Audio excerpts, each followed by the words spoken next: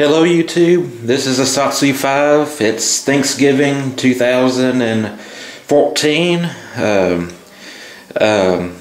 gonna have to forgive me, my family's in the living room watching football. I never really cared for football that much.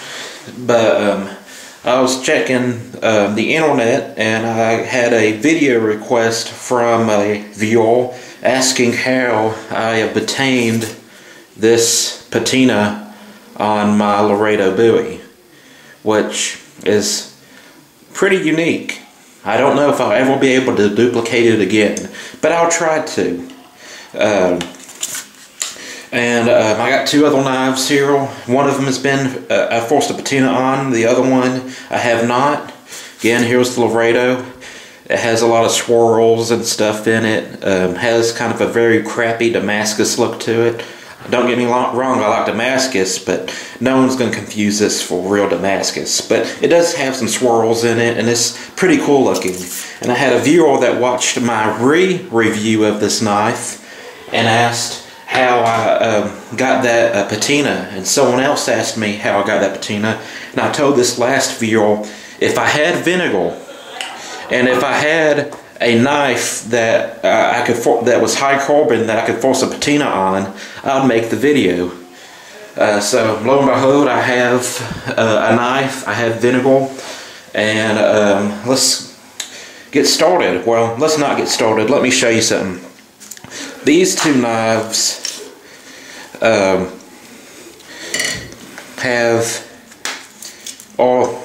from the same company, Blackjack.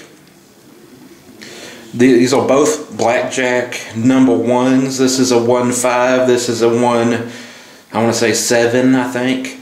These are both replicas or knockoffs of the Randall made knives. These are what I call the poor man's Randall. If you want a Randall fighting utility knife, this is a good one to get. It's convex. It's made by Bulk River Knives. And they're going to have the same shape and feel as a Randall made knife, but they'll convex edges, so you know you can strop them really easily.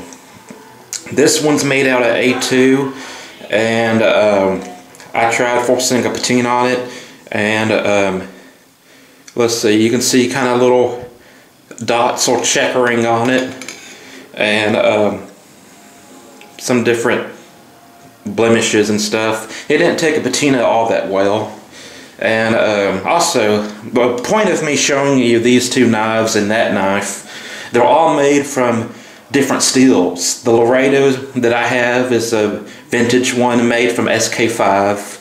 This one's A2, and this is 1095. The reason why this Blackjack is different from this Blackjack is because this one is a much older one. It's old stock. I got it from New Graham Knives, and it has the old sheath, and it's a very loose fitting sheath. The only retention it has is a snap. The new one, which depending on your preferences, you might like the old sheath better than the new sheath, has a sniper sheath. Let's see, sharpshooter sheath. It has a sharpshooter sheath, and it retains without the snap.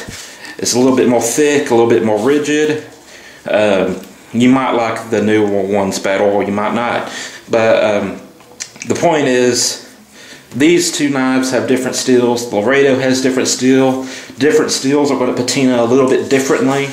And also, I might not get the desired effect that I want with this knife because there was one detail that I forgot about doing the Laredo. I think I used paper towels on the Laredo, which is why I have paper towels. But I'm not sure. I could have used rags, you know, like this. Now, it'll take more vinegar when you use a rag as opposed to paper towels.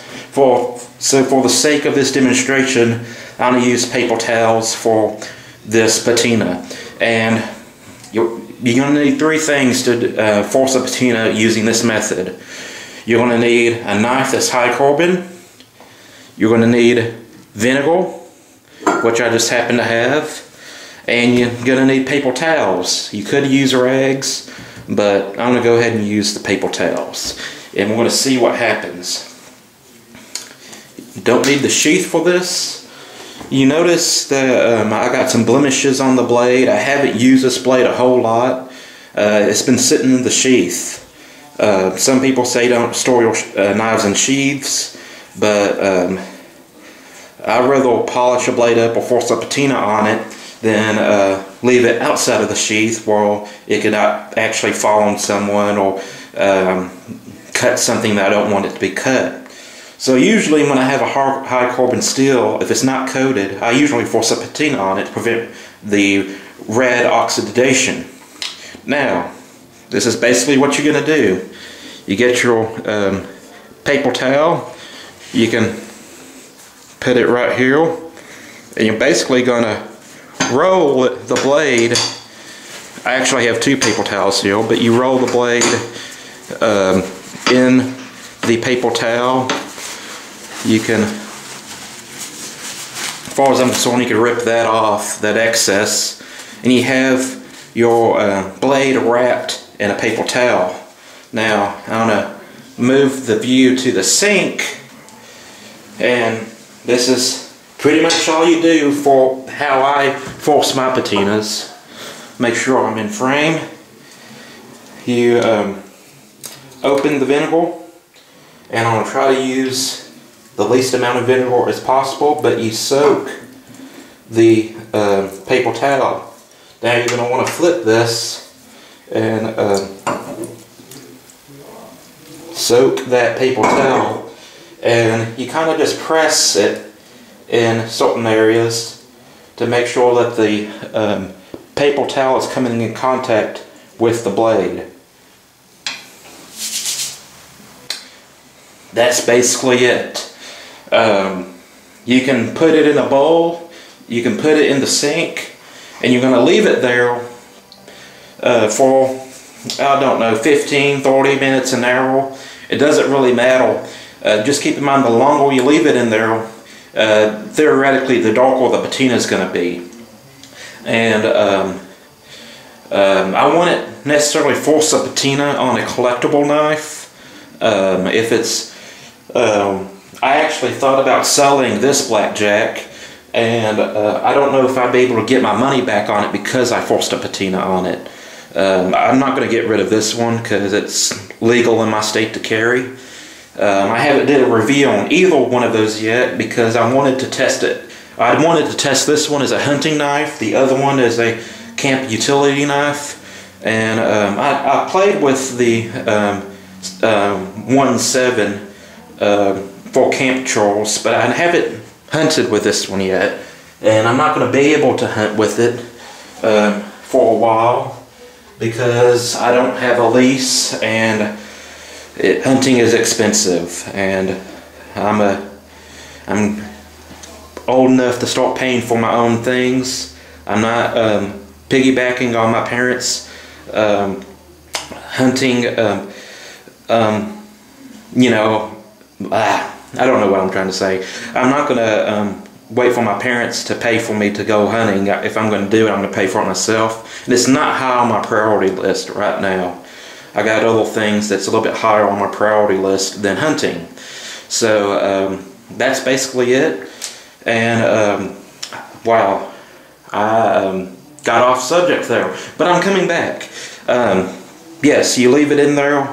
I got my cell phone on me, I think, yes. New iPhone 6. Want to put a timer on it.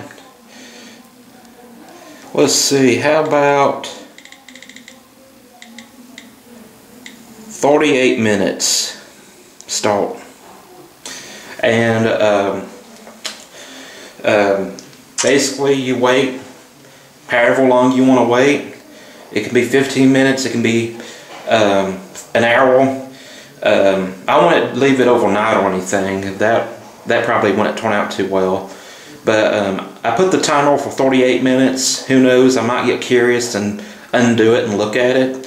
But basically how you stop the patina process is you take the paper towel off and you rinse the vinegar off. You rinse it with water. You can use soap if you want to. And that is the patina process. How I do it. That's how, if I have a small neck knife that the blade is about that long, sometimes I'll just get a cup, pour some vinegar in it, put the blade in the cup, and it'll give a very nice even patina. And but that's not what we're going for. We're going for kind of a random pattern, if you will. I've also experimented with using tape and taping up the blade in a kind of a wavy pattern and trying to patina a fake hamon on a blade. I did this on one of my homemade shanks, which was a terrible knife, but it was an experiment, and I actually got a fake hamon on it. So you can experiment with that as well. Something else that I thought about trying is getting some hot glue and maybe hot gluing some designs onto the blade, submerging it in vinegar, taking it out of vinegar, peeling the hot glue off or melting it off on low heat, and getting very sharp designs in that way as well.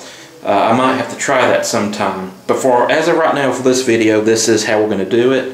I'm going to leave it in here for a while, and I'll bring you back to show you the results. Well, here it is, 38 minutes. 3, 2, 1. Let's see what we got here. This is a Blackjack number 15, I believe. Antique ivory micarta handle. And it's now time to see if the patina took. Forcing a patina isn't exactly a science, it's more of an art, a very unproductive art. Well, I can't say unproductive, it's just not very profitable. It does do a job, it's just, there we go. That doesn't look too good. Let's wash it off and wipe it off, see what happens.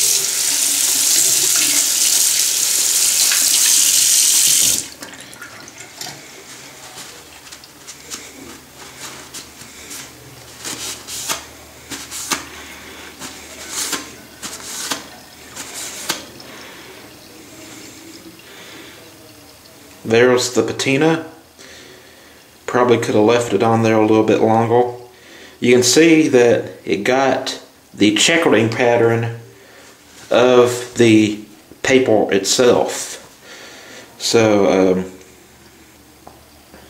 but this is what I do to larger knives. You know, that'll, you know, you can't fit the whole entire knife inside of a cup. You can't put it in a bowl and completely submerge it. I usually wrap it in paper towels and soak it in vinegar, and that's how I get my patina.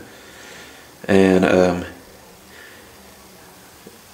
gave it a checkering kind of pattern to it. And I wiped off all the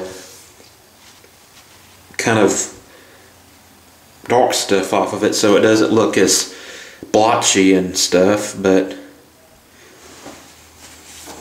can't say it's my favorite patina. My Laredo is my favorite patina I ever done, but this will definitely keep the red rust off.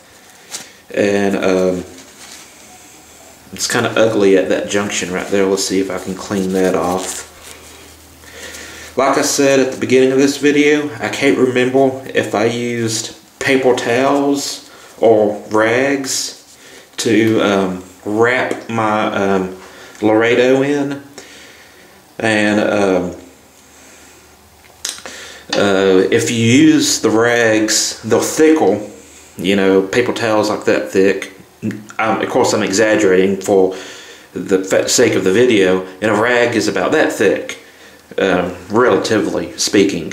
So it's going to take more vinegar to wrap or to soak the rag with to force the patina, and that's why I used paper towels.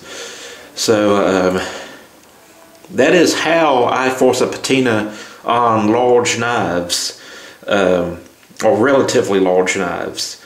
If it's just a small Mora or a small high carbon neck knife that my brother makes, and my brother puts his own stonewash finish on his knives for the most part, and he etches his logo in it. But for knives that are about that long, the blade length is about that long or maybe that long, I just stick them in a cup and do a very uniform patina. If it's a longer blade, I wrap it in something, soak it, and let it stay. I could probably rewrap it and put more vinegar on it and get a darker image.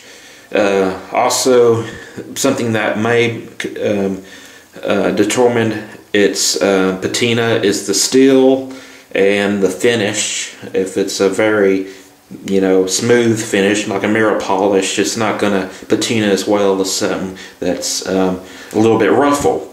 But that is how I do my patinas for the most part.